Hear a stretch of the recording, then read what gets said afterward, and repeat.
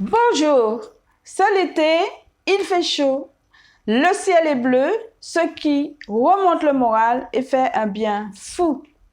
Je m'appelle Gertrude, je suis infirmière affranchie. Qui dit chaleur dit risque de canicule et risque de déshydratation et d'aggravation de problèmes de santé pour les plus fragiles qui sont les personnes âgées, les personnes gravement malades et les tout petits. Tout récemment, nous avons eu quelques jours de forte chaleur, ce qui équivaut à une canicule dans toute la France. Le thermomètre a dépassé les 36 degrés, voire les 40 degrés. En 2003, 15 000 personnes fragiles ont perdu la vie à cause de la canicule, surtout de l'isolement et du manque de moyens sanitaires à certains endroits. Chaque année, il arrive même qu'un enfant soit oublié dans une voiture en plein soleil et y laisse la vie. Cela arrive aussi à nos chers animaux. Si je vous parle de canicule, ce n'est pas pour vous parler d'écologie, mais pour vous parler des risques de celle-ci sur la santé.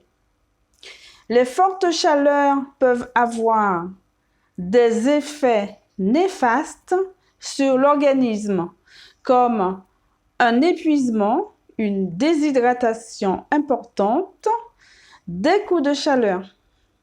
Après une longue exposition au soleil ou un effort prolongé, surtout en cas de canicule, on doit se méfier si des signes comme des crampes, des maux de tête, une somnolence, des vertiges, des nausées, des troubles de la vue, de la fièvre apparaissent.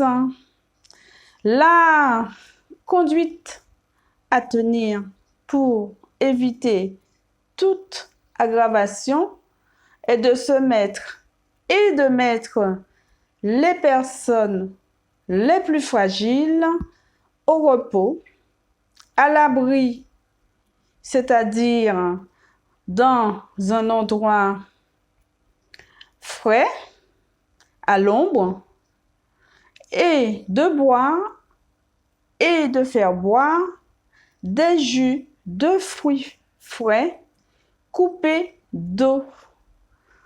Pour une hydratation,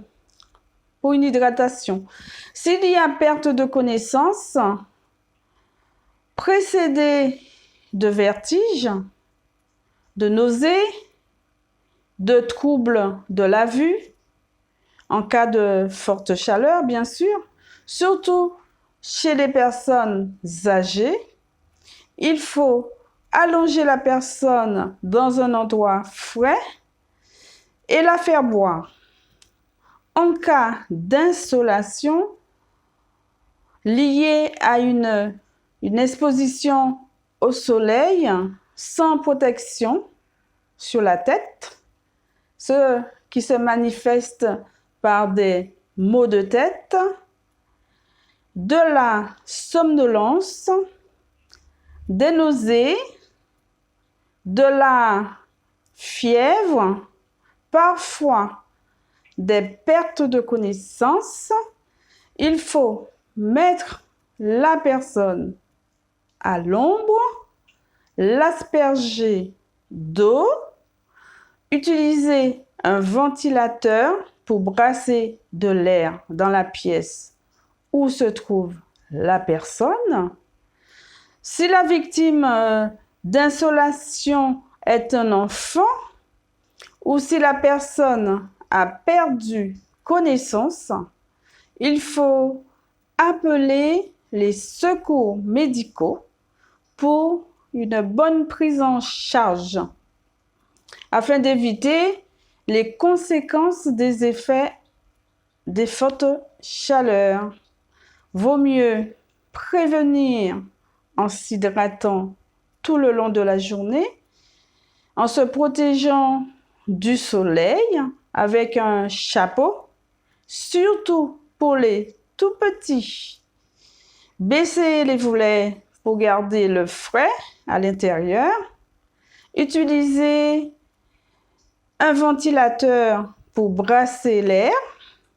Mangez des fruits de saison et des légumes pour les vitamines et les minéraux.